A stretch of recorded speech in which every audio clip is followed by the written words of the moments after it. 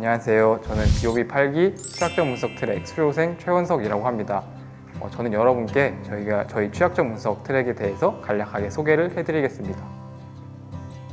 저희 취약점 분석 트랙은 여러분들이 이렇게 해킹이라고 했을 때 떠올리는 그런 실질적인 내용에 대해서 배우는 트랙인데요. 프로그램 상에서 발생하는 보안 취약점에 대한 원리를 공부를 하고, 그리고 그 취약점의 원리를 기반으로 실제로 공격을 하거나 방어를 할 때 쓰이는 기술에 대해서 학습하고 실습을 할 수 있는 그런 트랙입니다. 저희는 주요 학습 분야로 약간 이론적인 측면과 기술적인 측면 두 개에 대한 학습 분야가 있는데요. 먼저 이론적인 측면에서는 리버싱 엔지니어링이나 시스템 프로그래밍 또는 우리 CS에서 배우는 네트워크나 운영체제 이론에 대해서 학습을 합니다. 그리고 기술적인 부분에서는 취약점 분석 반복론에 대해서도 배우기도 하고, 그리고 정적 분석이나 동적 분석에서 사용하는 유명한 툴에 대해서도 어떻게 사용하는지 그런 거에 대해서 학습을 합니다. 그리고 마지막으로는 이렇게 배운 내용들을 실질적인 프로그램에 대해서 버그를 발견해보는 버그 바운티 실습도 준비되어 있는 그런 트랙입니다. 모든 BOB 트랙이 그렇듯이 저희 트랙도 3단계의 교육으로 이루어져 있습니다. 먼저 1차 교육에서는 공통교육이라고 불리는데 다른 트랙에 대해서 전반적인 교육도 들을 수 있으면서 저희 트랙의 교육도 함께 들을 수 있습니다. 저희 취약점 분석 트랙만의 1차 교육으로는 어셈블리 언어나 메모리 보호 기법 또는 함소출 규약 등의 정말 기초적인 취약점 분석을 위한 그런 개념들을 배울 수 있고요. 아까 전에 말씀드린 바와 같이 CS에 대한 그런 이론적인 측면이 준비되어 있는데, 여기서 정말 좋은 게 수준별로 분반이 되어서 시스템 프로그래밍과 네트워크 이론에 대한 그런 이론적인 측면을 배워볼 수 있습니다. 뿐만 아니라 앞선 BOB 선배님들이나 또 아니면 실무에서 뛰고 계시는 전문가들의 특강을 들으면서 좀 더 트렌드에 맞는 기술에 대해서 특강을 들을 수 있고, 알랩이나 육군본부 같은 그런 기관에 실제로 견학을 가서 어떻게 시스템들이 운영되는지를 실제로 눈으로 볼 수 있었습니다. 취약점 분석 2차 교육은 희망하는 주제를 선정하거나 선택을 해서 그거에 대해서 집중적으로 분석 및 연구하는 형식의 교육입니다. 총 3번에 걸친 발표로 평가를 받는 그런 형식이고요. 팀마다의 주 멘토님 또 부멘토님의 도움으로 리얼월드에서의 취약점 분석을 경험해 볼 수 있습니다. 여기서의 장점은 팀별마다 다양한 주제가 있기 때문에 그 팀별마다 다양한 경험이 가능하고 또 다양하게 결과 및 산출물을 내볼 수 있습니다. 마지막 3차 교육은 좀 심화적인 교육입니다. 멘토님마다 한 주씩 담당을 하셔서 소규모로 심화 교육을 해주십니다. 조금 힘든 점이 있다면 매주마다 고난이도 과제를 해야 돼서 약간 힘든 점이 있지만 그만큼 보람차고 많은 걸 얻을 수 있는 교육입니다. 작년 8기 기준으로는 퍼징과 버그 바운티 실습, 또 프리다라고 하는 동적 분석 툴에 대한 학습 및 실습을 했고요. 또 마지막으로는 디스어셈블러나 디컴파일러에 대해서 학습을 하는 그런 교육 과정이 있었습니다. 제가 BOB 8기 취약점 분석 트랙을 수료하면서 기억에 남는 과제가 크게 4가지가 있었는데요. 버추어박스 익스케이핑과 또 동적 할당을 직접 구현하는 거, 그리고 코드 커버리지 퍼징에서 그 커버리지 측정을 고하는 방법, 그리고 안드로이드 버그 바운티를 했던 그게 가장 기억에 남습니다. 제가 생각했을 때 취약점 분석을 지원한 여러분께서 다음과 같은 역량이 있으시면 좋을 것 같습니다. 먼저 프로그래밍 경험이 풍부하시면 정말 좋고요. 그리고 기술적인 측면보다도 조금 더 이론을 공부하려고 하는 자세, 그리고 해킹 분야에 대한 호기심, 그리고 밤새서 컴퓨터를 할 수 있는 체력이나 집중력 끈기, 마지막으로 항상 스스로 해결하고자 하는 의지를 갖고 계셨으면 정말 좋을 것 같습니다. 제가 취약점 분석 트랙에 대해서 몇 가지 자주 듣는 질문이 있는데요. 먼저 프로젝트 시에 리얼월드에서의 분석이 너무 어렵지 않을까, 이런 질문을 많이 들었습니다. 하지만 이 프로젝트 기간이란 게 개념을 학습하는 시간도 고려된 기간이고, 또 팀원들 간의 협업도 할 수 있고, 그리고 멘토님의 도움도 받을 수 있기 때문에 저희가 충분히 노력한다면 충분히 극복 가능한 그런 부분이라고 생각을 합니다. 또 다른 질문으로는 BOB에서 내주는 과제가 너무 어렵거나 너무 많지는 않냐, 이러한 질문을 많이 받곤 했는데 물론 어려운 과제도 있고 양도 결코 적다고는 할 수는 없으나 저희가 BOB의 의지를 가지고 지원한 만큼 열심히 하면 그만큼 보람찬 공부를 해서 수료를 할 수 있습니다. 안녕하세요. 디지털 포렌식 트랙 소개를 맡은 BOB 8기 디지털 포렌식 트랙 수료생 이세영입니다. 간단하게 디지털 포렌식에 대해서 알려드리겠습니다. 첫 번째로 트랙 목표는 제가 경험한 바에 의하면 디지털 포렌식으로 다양한 분야의 문제를 해결하자입니다. 일단 이 말 그대로 다양한 분야를 접할 수 있고 이를 통해 이제 파생되는 여러 가지 이제 문제들을 해결하는 그런 시간을 가질 수 있습니다. 네, 제가 1년 동안 이제 디지털 포렌식 트랙에 있으면서 느꼈던 필요 역량은 총 2가지가 있습니다. 첫 번째는 흥미고 두 번째는 각 분야에 대한 기본 지식입니다.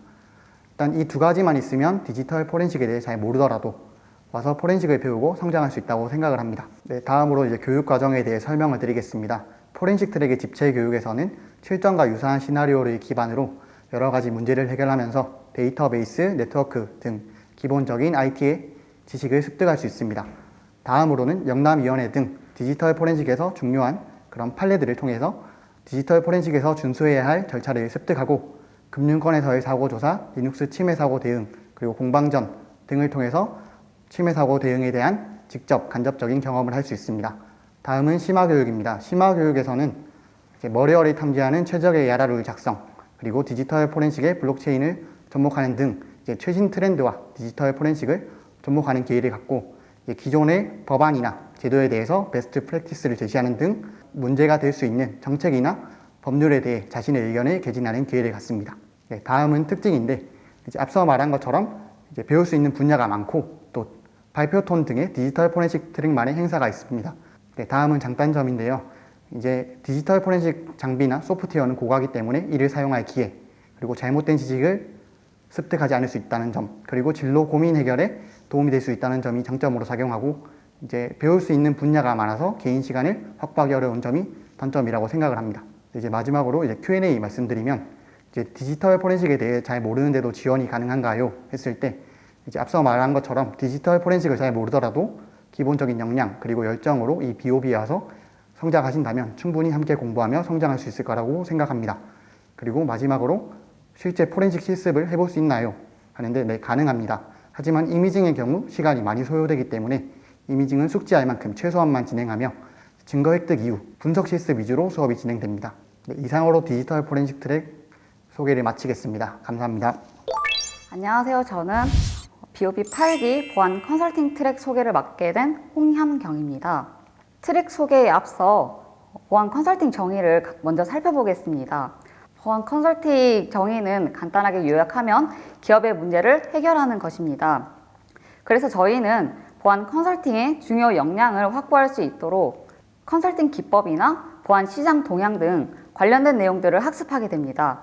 이로써 전문 교육을 통해 중요 역량인 문서 작성 능력, 커뮤니케이션 능력, 문제 해결 능력, 해킹 기술력과 같이 다양한 역량을 강화시킬 수 있습니다.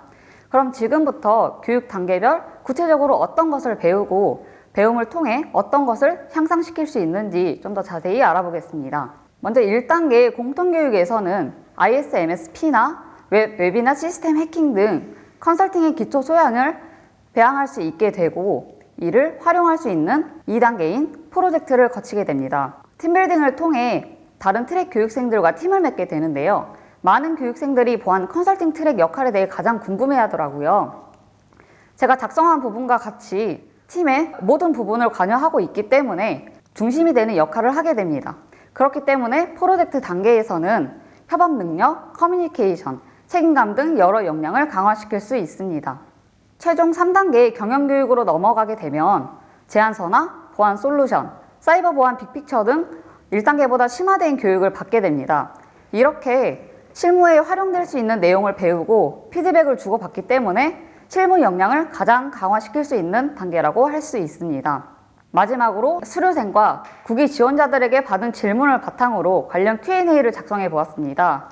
첫 번째 질문을 보면 지원할 때 면접에서 준비해야 될 사항에 대해 질문을 해주셨는데 현재 기술적인 내용들을 상세하게 준비하고 계시겠지만 추가적으로 프로젝트의 차별성이나 방향 등 전체적으로 함께 준비하면 좋은 시너지가 날 거라고 생각합니다.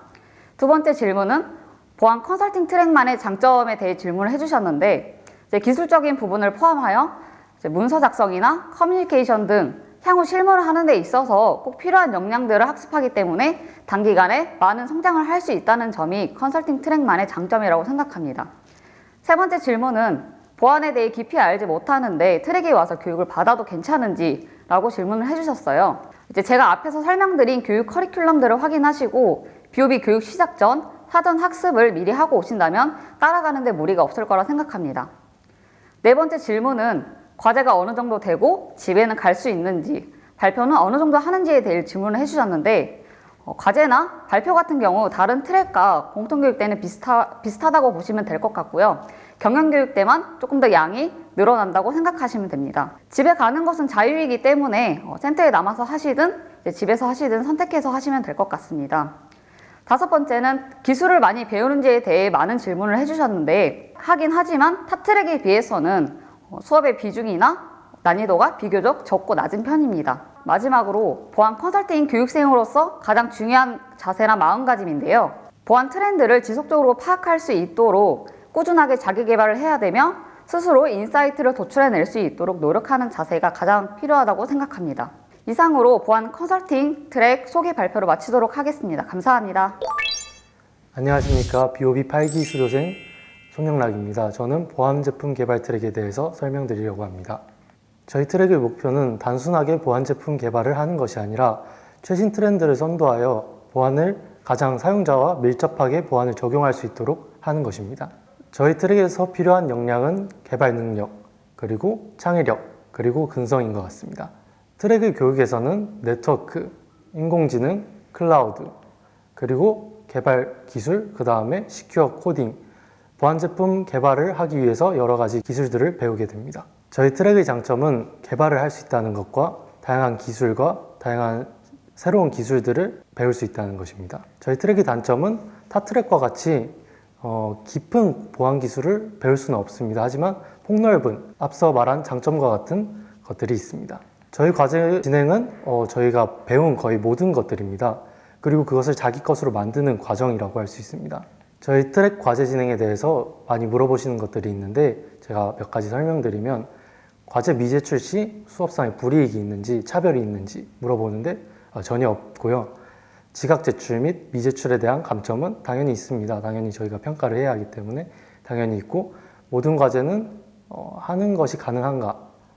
다 가능합니다. 근데 간혹 가다가 시간이 부족하거나 그런 경우에 의해서 미제출을 하거나 지각 제출을 하는 경우가 분명히 있긴 할 겁니다. 많은 학생들이 과제를 제출하나요? 네, 거의 대부분의 학생들이 교육기간 동안은 과제를 다 제출한다고 보시면 됩니다. 타 트랙에 비해서 과제가 많나요? 이런 걸 많이 물어보는데 제 생각에 그렇게 많지는 않습니다. 타 트랙에 비해서 많지는 않다는 뜻이고 많긴 한데 그래도 할 수 있는 정도고 대신에 프로젝트 형태의 그런 과제들이 있기 때문에 좀 더 시간이 걸릴 수 있습니다. 할 수 있을 만큼 최선을 다하면 대부분의 과제가 해결 가능하고 배우고 싶고 내가 익혀야겠다는 과제를 위주로 하는 것을 저는 추천드리고 싶습니다.